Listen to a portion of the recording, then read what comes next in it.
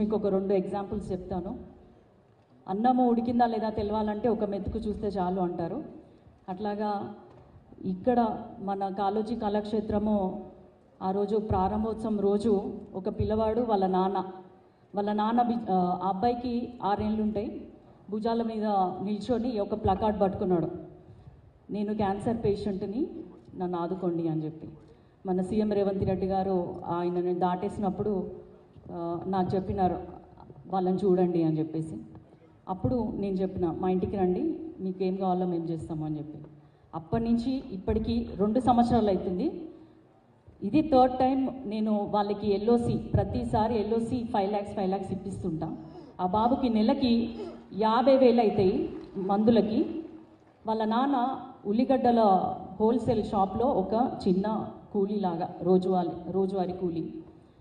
వాళ్ళకి నెలకి 50,000 అంటే వాళ్ళు చేయలేరు. అయినా కూడా ఒక నెల నేను మా కడియం ఫౌండేషన్ ద్వారా ఇచ్చినాక నెక్స్ట్ నెలల నుంచి ఎల్ఓసి ద్వారా మనము కాంగ్రెస్ ప్రభుత్వం మనకి వెంటనే శాంక్షన్ అయింది. అది మనకి ఇప్పటికీ 15 లక్షలు ఇవ్వడం జరిగింది. అయితే అప్పటి వరకు నాకు తట్టలేదు వాళ్ళకి సొంత ఇల్లు లేదన్న విషయం. ఆ సొంత ఇల్లు లేదని చెప్పి నేను నా ఆయనను అడిగినాను. అసలు నేను ఎంపీగా ఎవరి నియోజకవర్గంలో కూడా ఇది కావాలి నాకు అది కావాలని అడగను. అది మా నాన్నగారి స్టేషన్ గన్పూర్ నియోజకవర్గంలో అయినా సరే, ఎందుకంటే వాళ్ళకి ఎటువంటి కన్ఫ్యూజన్ ఉండొద్దు, వాళ్ళు కరెక్ట్ డెసిషన్స్ తీసుకుంటారు అన్న ఉద్దేశంతో కూడా నేను ఎవరిని అడగలేదు ఎప్పుడు కూడా. కానీ ఒక వరంగల్ వెస్ట్లో మాత్రం 2 ఇల్లులు ఇవ్వండి అన్న నాకు అని చెప్పి అడిగినాను. అట్లా ఇతను బాబు వాళ్ళ ఫాదర్ అట్లా నాకు 2 సంవత్సరాల క్రితం పరిచయమైన వీళ్ళకి పేదవాళ్ళు, వీళ్ళు పాపం ఇంట్లో పూట గడవలేని స్థితిలో క్యాన్సర్ బాబు తోటి సతమత అవుతుంటే నేను మన వరంగల్ వెస్ట్ అన్నగారిని అడగగానే ఇచ్చినందుకు అన్నకి ధన్యవాదాలు తెలియజేస్తున్నాను. అట్లాగే మనకి ఇన్ని ఇల్లులు వరంగల్లో ఆల్మోస్ట్ ఖమ్మం వాళ్ళ నియోజకవర్గం అయినా కూడా కన్నతల్లి ప్రేమ, సవితి తల్లి ప్రేమ ఖమ్మం మీదకి వెళ్ళిపోయింది. కన్నతల్లి ప్రేమ మన మీద చూపిస్తున్నటువంటి పొంగులేటి శ్రీనివాసరెడ్డి గారికి కూడా చాలా ధన్యవాదాలు తెలియజేసుకుంటున్నాను. సో మీరు వెళ్ళండి. ఈ అమ్మ పొద్దుగాల వచ్చి రాత్రి వరకు వచ్చిందంటే 2-3 గంటలు కూర్చునేది. నేను చెప్పేది ఎందుకమ్మా ఎంతగానో వస్తున్నావు అంటే, వాళ్ళ బాబు కేయూలో మంచి ప్రొఫెసర్, కానీ ఏదో ఒక ప్రమాదంలో హాఫ్ బాడీ బర్న్స్ అయినాయి, కాలిపోయింది. ఆ ఉద్యోగం నుంచి తీసేశారు కేయూలో, కాకతీయ యూనివర్సిటీలో. ఇప్పుడు కాంట్రాక్ట్ జాబ్ కూడా లేదు. ఆ ఉద్యోగం కోసం కూడా అడుగుతుంటారు. నేను కేయూ రిజిస్టర్ వాళ్ళని కూడా అడుగుతున్నాను. ఈ అమ్మ కూడా నాకు ఇల్లు కావాలి అంటే అన్నను అడిగినాను. వాళ్ళకి ఏం లేదు, కొడుకు కొడుకు కోసం ఇక కన్నతల్లిదండ్రులు ఎట్లుంటారు, చనిపోయే చివరి ఊపిరి వరకు పిల్లల గురించి ఆలోచిస్తారు కదా, అట్లా ఆమె వాళ్ళ కొడుకు గురించి ఆలోచించి మాకు ఇందిరమ్మ ఇల్లు కానీ డబుల్ బెడ్రూమ్ ఇవ్వండి అంటే ఆమెను కూడా అడగడం, ఆమె గురించి కూడా అన్నను అడగడం జరిగింది. అంటే ఇది ఎందుకు చెప్తున్నారంటే, ఇక్కడ పేదవాళ్ళకే స్వచ్ఛంగా నిజాయితీగా ఇస్తున్నాం.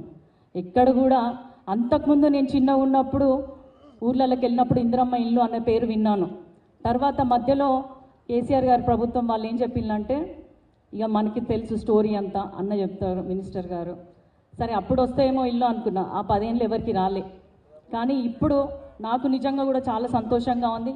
ఇక్కడే పరిచయమైన ఒక వ్యక్తికి నేను మళ్ళీ ఇక్కడే ఒక ఇళ్ళ పట్టా ఇవ్వడానికి వచ్చినా కాబట్టి వారికి ఒక ఇల్లు ఇవ్వడం జరిగింది, ఆ అమ్మకు కూడా ఇల్లు ఇవ్వడం జరిగింది. అట్లాంటివే మీలో కూడా ఇట్లాంటి కథలు చాలామందికి ఉండొచ్చు, ఎందుకంటే అందరు పేదవాళ్ళకే ఇస్తున్నాం మనము. ఎక్కడ కూడా ఉన్నోళ్ళకి ఇస్తలేము. కులాలు చూడట్లేదు, మతాలు చూడట్లేదు, పార్టీలు చూడట్లేదు, ప్రాంతాలు చూడట్లేదు. కాబట్టి అందరు కూడా మీరు అర్థం చేసుకోవాల్సిన విషయం ఏంటంటే, సోషల్ మీడియాలో ఎన్నో రకాలుగా మాట్లాడతారు కాంగ్రెస్ ప్రభుత్వం పైన, కానీ మీరు ఇప్పుడు నిజాలు చూడండి. నిజమైన అర్హులకే మనం ఇల్లు ఇస్తున్నాము. ఇవే కాకుండా మళ్ళీ ఈ ఒక్కరోజే 1,00,000 గృహాలకు కూడా మనము శంకుస్థాపన చేసుకోవడం, గృహప్రవేశాలు చేసుకోవడం జరుగుతుంది. మీ అందరు కూడా తెలంగాణ వచ్చినందుకు మనం అందరం కూడా అదృష్టవంతులము. అట్లాగే కాంగ్రెస్ ప్రభుత్వం వచ్చింది కాబట్టి మీరు మీ ఆశీర్వాదం ఎప్పుడు కాంగ్రెస్ ప్రభుత్వం పైన ఉంచాలని.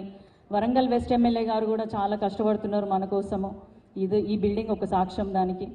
ఇట్లా మన పొంగులేటి శ్రీనివాసరెడ్డి అన్న గారు కూడా మనకి చాలా పథకాలు తీసుకొస్తున్నారు.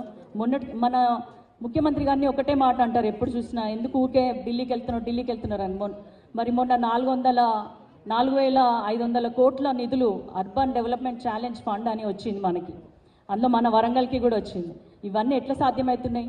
అంతకుముందు వాళ్ళేమో మేము చేస్తే మా పేరే ఉండాలన్న ఉద్దేశంతో ఉండేవాళ్ళు. కానీ మన సీఎం రేవంత్ రెడ్డి గారు వెళ్ళిన ప్రతిసారి అక్కడ సెంట్రల్ మినిస్టర్స్ని, ప్రైమ్ మినిస్టర్ని వీళ్ళందరినీ కలుస్తూ మనకు రావాల్సిన ఫండ్స్ ఎప్పటికప్పుడు తెప్పిస్తూ మన ప్రాంత అభివృద్ధి కోసం కృషి చేస్తున్నారని మీరందరూ గుర్తుపెట్టుకోవాలి. ఇక్కడికి వచ్చిన అందరికీ కూడా సంతోషంగా ఉండండి. మీ అందరికీ కూడా నా శుభాకాంక్షలు తెలియజేస్తున్నా. God bless you all. And Congress పార్టీని, కాంగ్రెస్ ప్రభుత్వాన్ని, మన సీఎం రేవంత్ రెడ్డి గారిని, మినిస్టర్స్ని, ఎమ్మెల్యేస్ని, నన్ను అందరినీ కూడా ఇదే విధంగా ఆశీర్వదిస్తూ మీరు మమ్మల్ని మీకు సేవ చేసే అవకాశాన్ని ఇంకా పొడిగించాలని కోరుతూ సెలవు తీసుకుంటున్నాను. జై హింద్, జై కాంగ్రెస్.